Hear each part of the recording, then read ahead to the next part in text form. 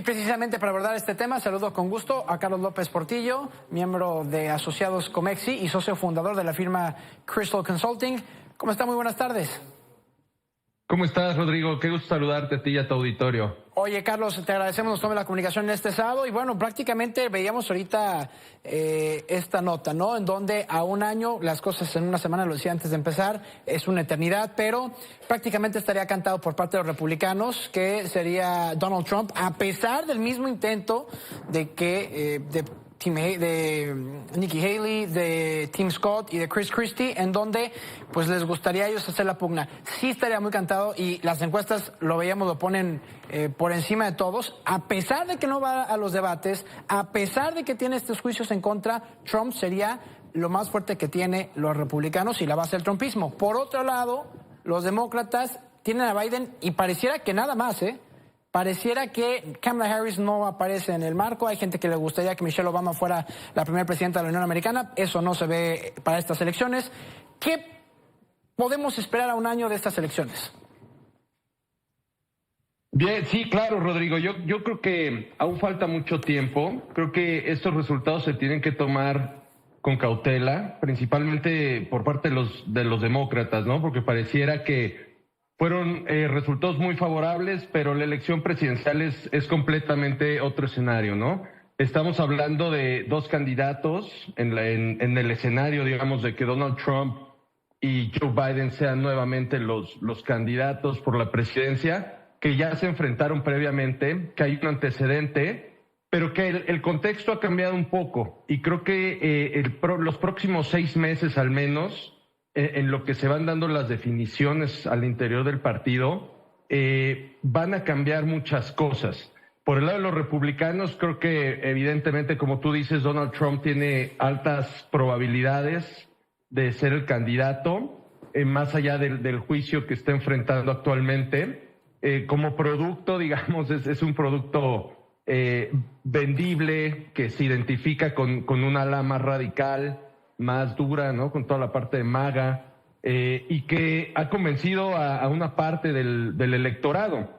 Joe Biden evidentemente está enfrentando, pues, el ser gobierno, ¿no? Siempre ser gobierno es mucho más complejo porque empieza una erosión natural en el día a día en la gestión pública. Entonces, vamos a tener un escenario probablemente complejo dentro de un año, en el cual lo que estamos viendo en estas elecciones es que el voto cada vez se está especializando más. ¿Y a qué me refiero con esto? ¿No? Hay temáticas que son las que mueven al electorado, ¿no? Como el caso del aborto en Ohio, lo vimos, el caso de la marihuana, de la legalización de la marihuana, en un estado que uno pensaría que es muy conservador. Y estamos viendo otros temas, ¿no? Evidentemente el tema racial, la tensión civil que existe en Estados Unidos, ¿no? La perspectiva política exterior. Y otras muchas cosas, que otro tema fundamental va a ser el tema de la frontera. Creo que ese tema va a ser un tema fundamental para la elección, y es ahí donde los estados swingers, que se le llama, van a ser de suma importancia, ¿no? Y que realmente la elección se va a definir por algunos votantes, ¿no? Porque como bien decía la nota, el colegio electoral, a final de cuentas, el sistema de Estados Unidos es un sistema indirecto de votación, es el que va a definir. Entonces, realmente el 80% de los estados están en gran medida definidos, pero hay 10 que son los que van a cambiar en este tiempo, ¿no? Que todavía falta. Oye, Carlos, pero por ejemplo, veíamos esta publicación del miércoles por parte del New York Times, en donde los 6 estados bisagra, ¿no? 5 están con Trump. Wisconsin, me parece, es el que se queda con Biden en el lado de los demócratas. Lo interesante aquí es que en las elecciones pasadas, gran parte de estos estados bisagra estaban con los demócratas. O sea, 4 años, ¿qué pasó? Más allá de la pandemia de la COVID-19, más allá de este plan de infraestructura que tuvo Biden, más allá de este Bidenomics, que tiene este proyecto para impulsar la economía, que en gran medida ha sido lo cual ha más bien echado para abajo a Biden. ¿Por qué cambiaron en 4 años de una manera tan radical? Y por otro lado, vemos a Trump teniendo en Georgia, que también cambió, eso es muy importante, cambió con el fiscal Ralph Raffensperger. Veíamos también ahí el tema de Mar-a-Lago con los papeles. se hace víctima, lo utiliza a su favor y ahorita lo que tiene en Nueva York. ¿Qué está pasando ahí con estos estados bisagra? Pues mira, Rodrigo, yo creo que la esencia y la naturaleza del votante estadounidense ha venido cambiando, ha venido evolucionando, se ha venido transformando. Vemos, como bien dices, ¿no? Cambios muy llamativos en 4 años, lo cual te muestra que, por un lado, a las elecciones no hay que entenderlas desde el lado racional. Eso es una decisión emocional en la mayoría de las veces, ¿no? Entonces es muy impulsivo el tema del voto, y hay obviamente un sector que ya es un análisis mucho más profundo de los programas, de las propuestas. Entonces yo te diría que en algunos de esos estados es lo que se ha visto, ¿no? Porque en su momento Kentucky, Michigan, Pensilvania, Wisconsin cambiaron, va a estar Iowa, Ohio, Florida. Entonces estamos hablando, por un lado, de que tenemos un electorado que lo mueven, que quizás no tan fiel a las causas, tradicionales de los dos partidos, ¿no? Estamos, por otro lado, también viendo una radicalización, no solamente del lado republicano conservador, sino también del lado demócrata, ¿no? Los que están más hacia la izquierda, como el caso de Bernie Sanders, de la legisladora Cortés en Nueva York, que buscan una política liberal y de apertura mucho más radical. Entonces, el sistema político de Estados Unidos, con dos partidos políticos, guardaba, digamos, en esas dos partes las diferentes alas, que estamos viendo que ahora tienen mucho más peso y más radicalización dentro de los partidos. Y esto, a su vez, en los votantes se está viendo reflejado. Si nos podemos hacer el análisis en las elecciones que gana Donald Trump, vemos un contraste entre lo urbano y lo rural, ¿no? Muy marcado.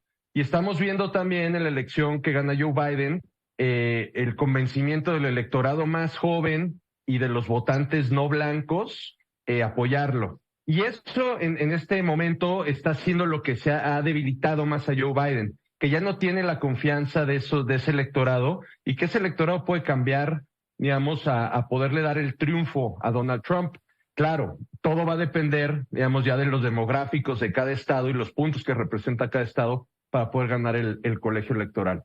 El fondo también, creo yo, es que la gente también ya está muy cansada. No son los dos mejores candidatos, digamos, van a votar por el menos peor, sí, porque no están convencidos, pero el mismo sistema es lo que tiene para ofrecer, ¿no? Entonces, todavía falta un camino. Creo que los demócratas tienen que reflexionar mucho sobre la candidatura, de qué forma le pueden dar una vuelta, porque algunos indicadores pues sí nos hacen creer que Donald Trump puede tener una segunda oportunidad. Sí, sobre todo ese es el tema, ¿no? Que mucha gente, más allá de Fox News, que sabemos que ya tiene una tendencia, muchos medios en la Unión Americana dicen, pues probablemente sea el menos peor, y el menos peor ahorita sería, imagínate el tamaño que está la cosa, Donald Trump, ¿no? Veíamos cómo estaba en la Corte de Nueva York dando este meeting político, el juez le decía, limítese a decir sí o no venga con este discurso ahorita. Y también este tema que tiene con la Corte, veíamos cómo él también es medianamente impulsor del Roe versus Wade, lo mencionabas ahorita, el tema del aborto, estos estados claves, ¿no? En donde Texas pues da un atrás, un revés en el tema del aborto, pero por otro lado, ya lo mencionabas también, el tema de la frontera, que es sumamente importante, pues le da como que este aval a los republicanos, un estado históricamente rojo, y por otro lado también California, que sabemos que es demócrata, pero no ya están tan conformes, o sea, claro. Ese California tan azul, ahorita cuando vemos que tiene la gasolina más cara, el tema del fentanilo, es decir, sí va a continuar siendo azul, pero está dando estos reveses, y Florida, que sabemos que son latinos, estos cubanoamericanos, pero terminan siendo republicanos, ¿no? Sí, eso que dices es muy cierto, ¿no? Ya no se tienen esas tendencias tan claras como se tenían antes. Ya el azul va siendo más clarito y el rojo más fuerte, y vamos morado, teniendo, ¿no? ciertos, sí, matices muy distintos. Yo creo que también algo muy importante para la elección va a ser el tema legislativo, cómo va a quedar compuesta tanto la Cámara de Representantes como el Senado. Y obviamente 2024 va a ser un año complejo, porque hay dos guerras que no estaban antes en el contexto.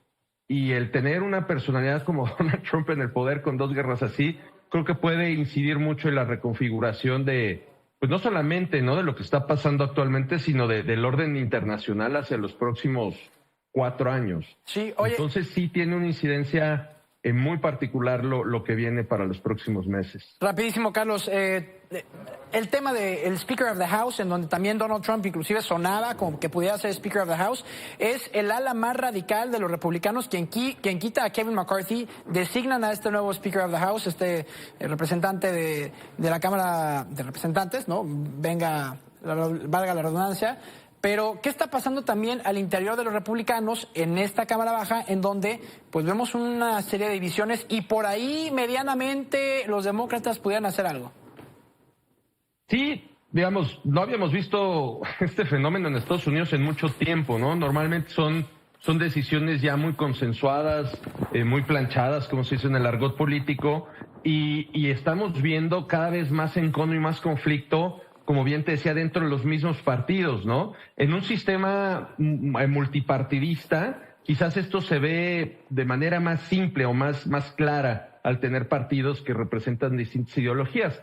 Pero aquí, al estar metidos en ese mismo partido, estamos viendo esa ala radical de MAGA, del movimiento que respalda a Donald Trump, tomar cada vez más posiciones, mayor importancia, tienen, digamos, donantes importantes. Y creo que están haciendo también un juego muy interesante al interior, ¿no? Que obviamente ahí depende mucho también de la habilidad de los demócratas, cómo aprovecharlo, sobre todo para incidir en las principales discusiones y aprobaciones de ley que hay. Pero esta es la tendencia, creo yo, que vamos a empezar a ver, ¿no? Cada vez más radical. Lo vimos incluso en la elección con Hillary Clinton, que no ganó algunos estados del noreste, claramente que apoyaban a Bernie Sanders, por ejemplo, ¿no? Entonces, el votante va a ir por el que realmente lo convenza en ciertos factores que tiene, ¿no?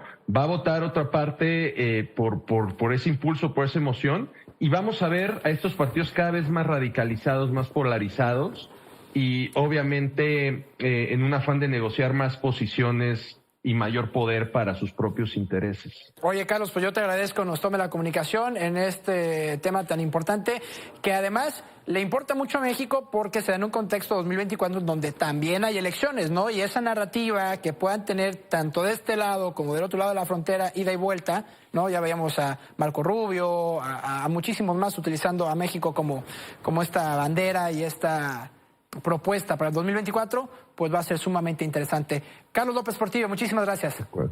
Gracias a ti, Rodrigo, que estés bien.